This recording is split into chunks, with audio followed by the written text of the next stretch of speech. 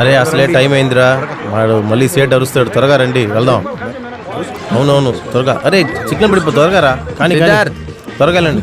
ఎవడు మధ్యలో గొడవ వేసుకుంటున్నాడు. సిద్ధార్థ్, ఏయ్ ఆగు. సిద్ధార్థ్, ఏయ్ సిద్ధు, ఆగు. సిద్ధార్థ, హలో, నేను వస్తున్నాను, ఇంటికి వస్తున్నాను. ఎన్నిసార్లు పిలవాలి?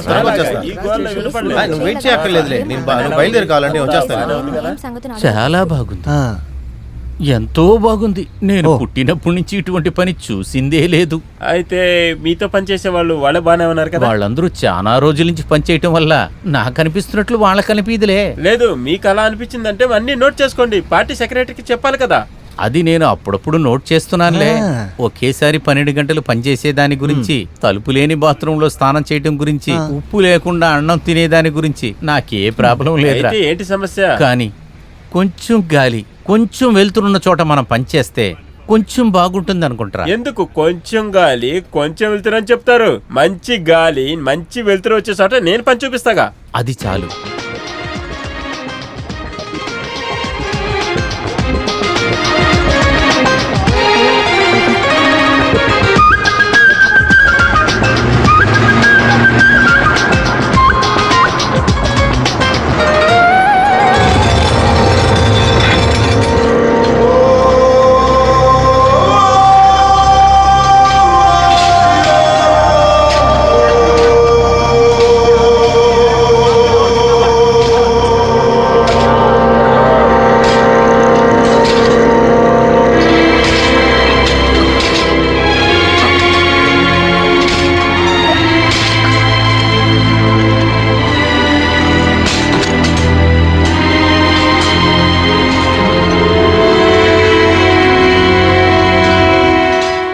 ఊరికే చెప్పకూడదురా, వెలుతురు గాలి బాగా వస్తుంది.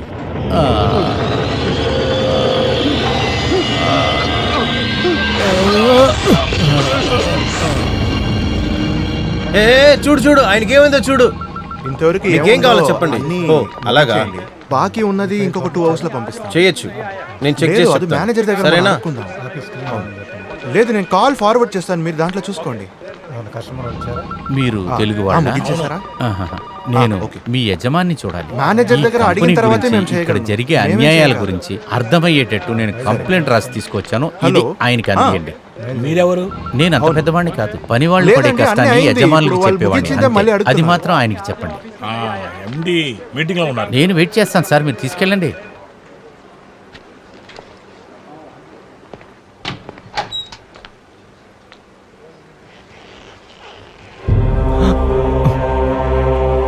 రెడ్ సెల్యూట్ కార్యకర్త, వెల్కమ్ టు దుబాయ్. ఏంటిది ముకుందో, వెళ్తున్నావా ఏంటి? ఊర్లో మన ఇద్దరి మధ్య చిన్న చిన్న సమస్యలు ఉంటాయి, వాటిని అక్కడే మర్చిపోవాలి. ఇక్కడ దాకా తీసుకొస్తావా ఏంటి? రండి, వచ్చి కూర్చోండి.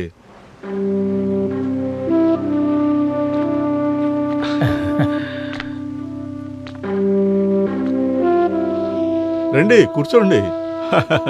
తర్వాత ఏంటి విశేషాలు? ఊర్లో కంపెనీలన్నీ మూసేసిన తర్వాత ఇక్కడికి వచ్చి కూర్చోండి కూర్చోండి కూర్చోండి. నేను తమాషా కన్నాలే. చెప్పు, ఏం తీసుకుంటావు? కాఫీనా, జ్యూసా, లేక టీనా? 1 minute. Miss Merlin, get me a juice. నా కంప్లైంట్ మీరు చూసారా? చూసా, చదివా. ఇంకా నువ్వు రాజకీయాలను వదలలేదు కదా. కంప్లైంట్ రాసినా కూడా నువ్వు రాసిన తెలుగును చూసి నేను అబ్బురపడ్డాను. చాలా తెలివిగా నువ్వు సమస్యలన్నింటినీ కనిపెట్టి రాశావే. ఒక యూనియన్ లీడర్గా ఉండి కూడా ఇక్కడికొచ్చి అన్ని పనులన్నీ శ్రద్ధగా చూడటం నాకు తెలిసి వెరీ లాజికల్ ఎక్స్పీరియన్స్. ఊరి నుండి వచ్చిన తర్వాత I really miss it. Keep it him. Yes please. తాగండి తాగండి. 100 కొద్ది శ్రామికులున్న ఈ కంపెనీలో మీరు జాయిన్ కావటం నాకెంతో గర్వంగా ఉంది. అందుకనే మీ అర్హతకు అలాగే మీ నిజాయితీకి తగిన పనిని ఇవ్వటం కుదరలేదు. ఇప్పుడే నాకు నెమ్మదిగా ఉంది. పోరాటం చేసేదనేది నా ఒక్కడి సమస్య కాదని మీరు అర్థం చేసుకున్నారే, నాకు అదే చాలండి. అయ్యో, ఆ విషయం నేను అప్పుడే మర్చిపోయాను. ఇప్పుడు నీకున్న సమస్య ఏంటంటే నీకు ఒక మంచి ఉద్యోగం కావాలి. మీకు ఏం పని ఇవ్వాలి? శ్రామికుల నుంచి ఎలా పని తీసుకోవాలనే దానిలో కదా మీకు అనుభవం ఉంది. సరే పర్వాలేదు, ఒళ్ళు అలసిపోకుండా నాయకులు చేసే పని ఒకటి నా దగ్గర ఉంది. మీరు ఒక పని చేయండి. ఇదిగో ఈ డేటాస్ అన్నీ ఈ ల్యాప్టాప్లో కాస్త ఫీడ్ చేస్తారా?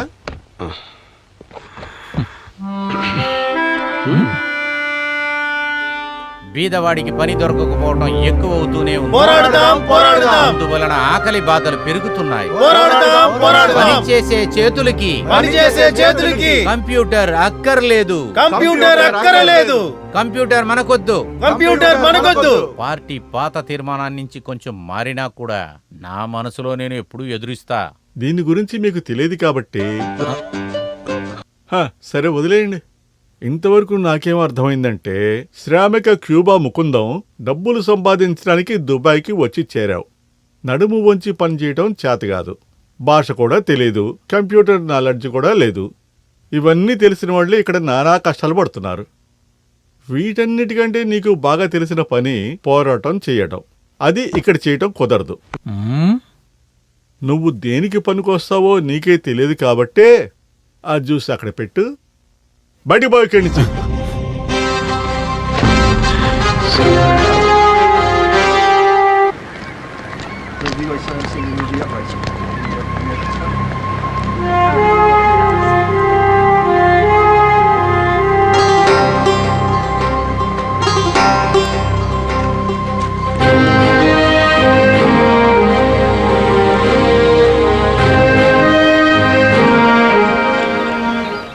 సిడి సైడి యు తెలుగు ఎంటి Ramarao, Nageswararao, Chiranjeevi. What?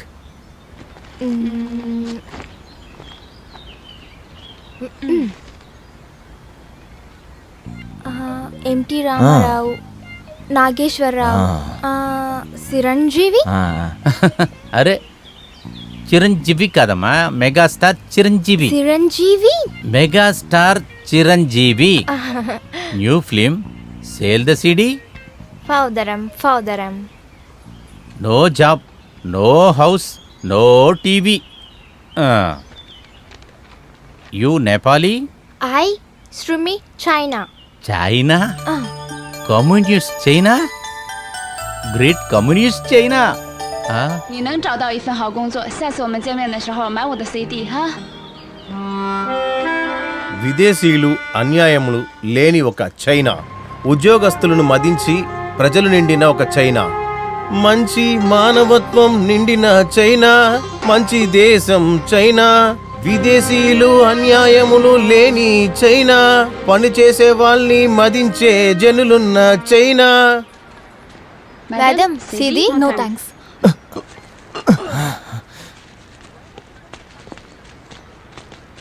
A China అమ్మాయి, China, wait. You China, I Andhra communist. China full communist, Andhra full communist. Your మావసేతు, మై లీడర్ ఇస్ నారాయణ. పోరాడదాం. చైనా ఇండియా ఇంతకు ముందు యుద్ధం చేసినప్పుడు మేమందరం చైనా పక్కనే ఉన్నాం. తర్వాత ఇండియా చేసిన స్ట్రైక్ 1942, వాళ్ళు కూడా, అప్పుడు బ్రిటన్ వాళ్ళు కూడా మాకు సపోర్ట్ చేశారు బాగా. అది అంతా మీరు ఎప్పుడు మర్చిపోకూడదు. మీరు దొంగ వీడియోలు అమ్ముతున్నారేంటి? అది చాలా బ్యాడ్ కదా. 不知道你在说什么，不买 CD 就算了。చైనా, బిచ్చగాడు బ్యాగ్ కన్నా మోసం. ఎవరది? దొంగడు పట్టుకోండి. అందరూ రండి, దొంగడు పట్టుకోండి. దొంగడు.